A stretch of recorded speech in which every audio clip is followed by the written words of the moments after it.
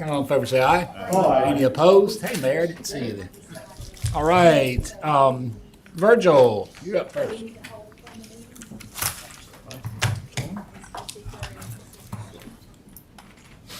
All right, so we have one for you tonight. It's 881 Wiley Drive. Pulling it up now. This is the trailer park out in Alberta City that we've condemned part of it a couple of years ago. But this is the other side of it there. We've got these two trailers that we're condemning. So you say that's in Alberta City, is that what you said? Yeah, he didn't mean to say the city. I call it Hope. But I think it's actually in Hope. But Yeah. so I've talked with the owner.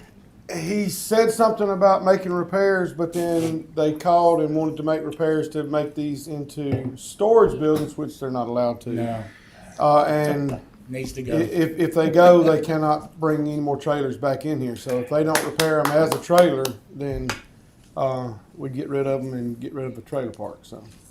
This seems like he's had It's about time. a lot more time. Well, this is a separate section from the one we did prior. This Yeah, I this know. is over on Wiley Road. I've just been watching them. They finally became open, and I know the owner will not be here. He's out of state, but he's supposed to have a representative possibly be here tonight. But it's our recommendation to go forward with it unless he presents a great case for y'all. I agree, because he's on those other ones too, correct? Yeah. And it's just too many varmints and rodents. I've been Well, getting too late. we've had squatters in there as well. living- Exactly. Yeah. Yeah. So. It's dangerous. Okay. to have All righty. Is that all you had today? That's all I've got tonight. Okay, thank you, Virgil. Thank you. Antonius.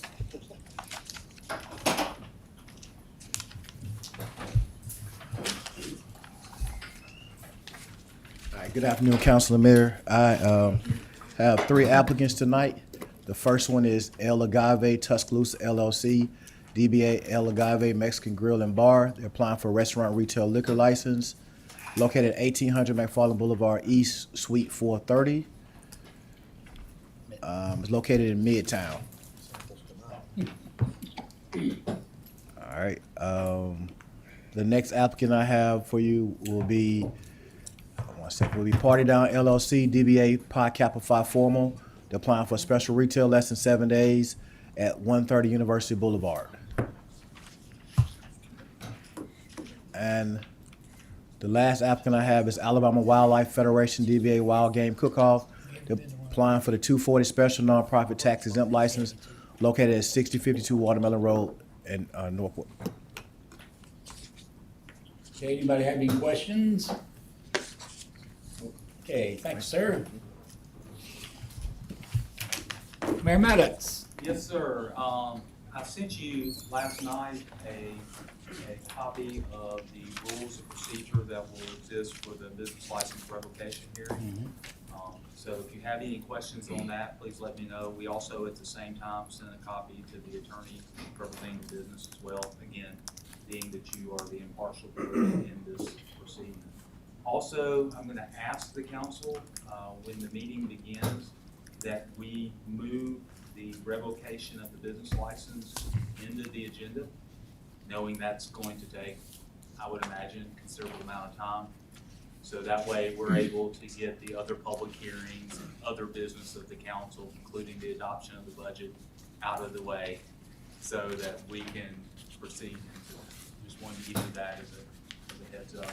That's all I have. Mr. Tyner? Could I ask a question about those procedures? Yes, sir. As I understand it, you finish and then basically we'll vote. We don't go back to another room like a real jury would or anything like that, right? No, sir. Just want to make sure I understood. Your deliberations are public. Are people testifying there? Each side will have 30 minutes to present, and during that, they can call a witness. Can we? You mean the council? The council, yes, you can. There's something we want to know. Yes, sir. You can call witnesses, you can ask questions, you can ask for the license owner or the witnesses to come up. You have carte blanche to do so. And my goal is, again, my goal is for each side to have 30 minutes. There is no cross-examination, no witnesses by either the city or the licensee. And is everybody under oath? If Yes, sir. not, It's not a court of law. I mean, we expect everyone to tell the truth as they would anytime they come before the council. But It's just like any revocation we've ever done before. it's just like an alcohol license hearing. The same basic proceeding of council is the same. The only major, that's too strong a word, the only difference that you will see tonight that I think I've maybe had less than a dozen during my 20 years with the city, is that we have added the closing comments from both sides after all citizens' comments, which we felt is fair and something that in the past probably would have been beneficial. That way, after all citizens' comments, both sides have a chance to have a brief summation of less than 5 minutes. Are you still looking at 2 minutes for the, and that's good because, the thing about it is if you sit down like in any show you're watching, I'm using mine in particular, 3 minutes or 2 minutes, 2 minutes is a long time if you just sit there and talk for 2 minutes, and it keeps people from being so repetitive over and over as well, You don't expect that. 2 minutes is a lot of time to say what you want to say. That's good. I appreciate that. So if you have any questions, please let us know. All right, Okay. that's all I have, Mr. Tyner. Thank you. I appreciate that outline too. I read it again this morning about how it will go. Just right to the point. Ms. Johnson, We've got one board to go over with you guys today. We are accepting resumes for a bunch of boards right now, so I figured I'd go ahead and add one more for you guys. Tuscaloosa Tourism and Sports has 2 members that have terms that have expired. I'm sorry, I missed that. Tuscaloosa, TTS, Visit Visit Tuscaloosa. They have 2 members that have terms that have expired. If you remember back in '22, they redid their bylaws that limits their members from serving more than 2 terms. So those 2 members that have served their second and final terms are going to be Samira Snoddy and Dennis Connor. They have not sent over any recommendations, and they would be perfectly fine if you guys wanted to accept resumes for a certain period of time. yeah. I also, Toby Wilson told me he finished his second term Toby, too. I don't believe Toby is one of the council's appointees. Oh, okay, that's why, okay. So I think we should take resumes for 2 weeks. Is that good with everybody? Yeah, 'cause I got somebody else. Andrew Wilson works at the university, does the same thing, so. Okay. Suggest her. So 2 weeks. I know her. Andrea Wilson? Yeah. Yeah. Yeah, that's 2 weeks from today or 2 tomorrow? weeks from today. Today. All right, 2 weeks from today, so, the city does a good job of putting that out, but everybody like to, have their favorites, make sure that they take have them turn in a resume. Okay, Scott, Good afternoon, council. afternoon. I will start. Our first item we haven't discussed thus far is on page 21 through 22, where you'll be tentatively awarding public works contract to Price Civil Services for the 2026 sanitary sewer rehab and repair. This is a total of $879,492.84. That came to you on projects on the 23rd. On page 23, you'll be authorizing a professional engineering services agreement with CSL Services for long-term flow monitoring. This is a total of $138,096 and came to you on projects on the 23rd. On page 24, you'll be authorizing the mayor to execute a real estate sales contract with Nelda P. Goldsmith regarding the purchase of 636 Stone River Road for neighborhood flood and drainage mitigation purposes. This is a total not to exceed $440,000, and this was initially presented in projects on August 5th. On page 25, you'll be authorizing Tuscaloosa Fire and Rescue Service to accept donated equipment from Nucor Steel. This came to you in finance on the 23rd. On page 26, you'll be authorizing a professional services contract with Grow Marketing LLC. This is a total not to exceed $5,500 and came to you in projects on the 23rd. On page 27, you'll be authorizing amendment number 2 to the minor public works contract with Freeman Sheet Metal, Inc. This is for as-needed FY25 roofing services, total amended compensation of $53,500, and again came to you in projects on the 23rd. On page 28, you'll be authorizing amendment number 1 to the minor public works contract with Dakin Applied Americas. This is for as-needed FY25 chiller maintenance, inspections, repairs. This is a total amended compensation of $52,800 and came to you in projects on the 23rd. On page 29, you'll be authorizing minor public works contract with Main Stage Theatrical Supply. This is a total of $22,400 and came to you in projects on the 23rd. On page 30, you'll be authorizing an as-needed fiscal year 2026 minor public works contract with Meeks Environmental. This is a total of not to exceed $95,000 and came to you in projects on the 23rd. Page 31, you'll be authorizing a joint funding agreement with the United States Geological Survey, Water Resources Division for operation of a stream flow gauging station on North River and stage gauge and rain gauge on Lake Tuscaloosa. This is a total of $22,600 and came to you in projects on the 23rd. On page 32, you'll be authorizing the mayor to execute a joint funding agreement with the United States Geological Survey, Water Resource Division to continue to operation and maintenance of a stream gauging station on Cribbs Mill Creek. This is a total of $13,575 and came to you in projects on the 23rd.